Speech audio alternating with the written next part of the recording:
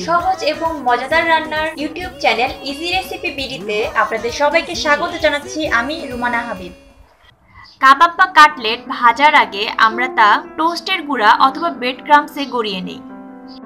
কিছুদিন আগে আমি আমার চ্যানেলে স্যান্ডউইচের একটা রেসিপি আপলোড করেছিলাম। স্যান্ডউইচটা তৈরির সময় পাউরুটির সাইডের ব্রাউন অংশটা কেটে ফেলেছিলাম।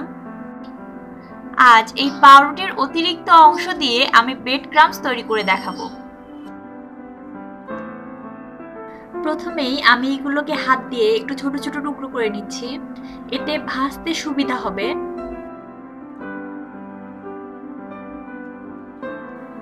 চুলায় কড়াই বসিয়ে কড়াইটি একটু গরম হলে পাউরুটির টুকরোগুলো দিয়ে দিচ্ছি। একদম লো আঁচে 2 মিনিটের জন্য নাড়াচাড়া করে একটু ব্রাউন করে নিতে হবে।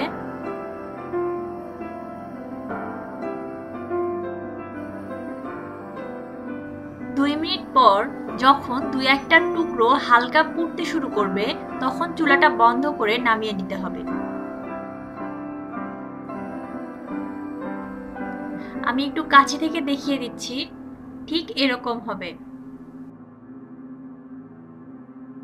ব্লেন্ডারের ছোট একটা জারের মধ্যে আমি টুকরোগুলো নিয়ে নিচ্ছি। এখন এটাকে ব্লেন্ড করে নিব। প্রথমের দিকে এটা ব্লেন্ড হতে যাবে না, একটু থেমে থেমে ব্লেন্ডারের পালস বাটনটা চাপ দিতে হবে।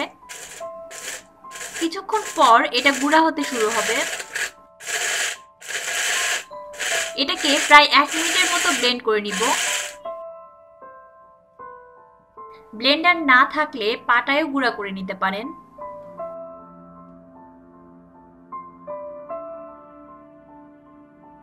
একটা পাত্রে ঢেলে নিচ্ছি।